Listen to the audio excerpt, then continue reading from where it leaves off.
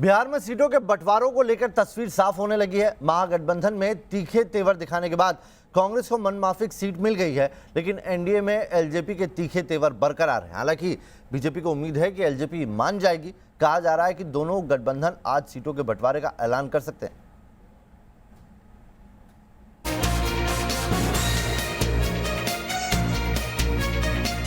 निकल आया सीट बंटवारे का फॉर्मूला। एनडीए और महागठबंधन की तस्वीर हुई साफ।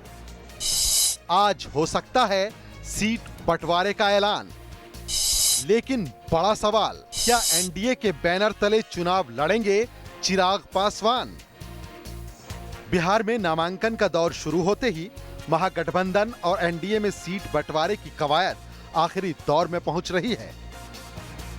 कई दिन की खींचतान के बाद कांग्रेस और आरजेडी में सीट बंटवारे का फॉर्मूला निकल आया है।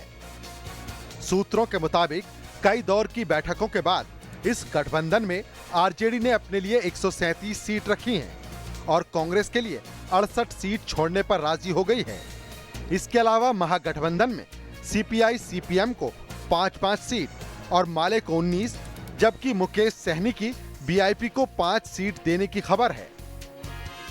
सीटों का औपचारिक ऐलान जल्द किया जा सकता है, लेकिन अभी भी तेजस्वी यादव के महागठबंधन से सीएम कैंडिडेट घोषित होने पर पसोपेश दिख रहा है।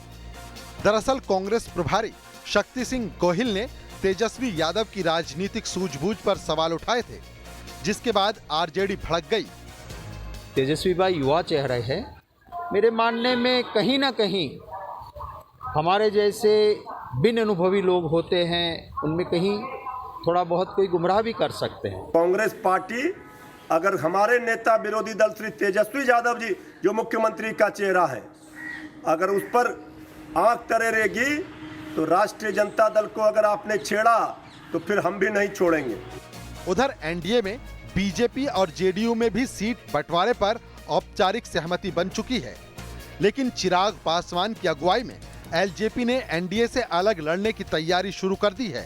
दरअसल एलजेपी को नीतीश कुमार के नेतृत्व पर यकीन नहीं है और आज होने वाली एलजेपी संसदीय बोर्ड की बैठक में इस पर आखिरी फैसला हो सकता है। इससे पहले एलजेपी ने सीएम नीतीश कुमार पर हमला कर अपने इरादे साफ कर दिए हैं।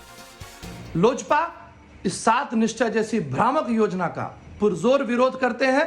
7 निश्चय के साथ हम किसी रूप में अपने आप को खड़ा नहीं पाते हैं। हमारी party Bihar first, Bihari first के एक बड़े विजन के साथ अगले कुछ दिनों में जनता के सामने आएगी और अगली सरकार बिहार फर्स्ट, बिहारी फर्स्ट के विजन पे काम करेगी। उधर जेडीयू ने दलित वोटों के लिए हम पार्टी के जीतन राम मांझी को अपने साथ रखा है और वो एलजेपी की नाराजगी को तरजीह नहीं दे रही। लेकिन बीजेपी को उम्मीद है कि एलजेपी भी एनडीए के बैनर पर ही चुनाव लड़ेगी। अगर वह स्वस्थ रहते तो कब का यह समझौता हो चुका होता, लेकिन उनकी अस्वस्थता की वजह से भी कुछ दिक्कतें आ रही हैं। पर एनडीए पूरे तौर पर एक है और तुरंत शीघ्र आप तीनों पार्टियों की एक साथ घोषणा की आप लोग बात सुनें।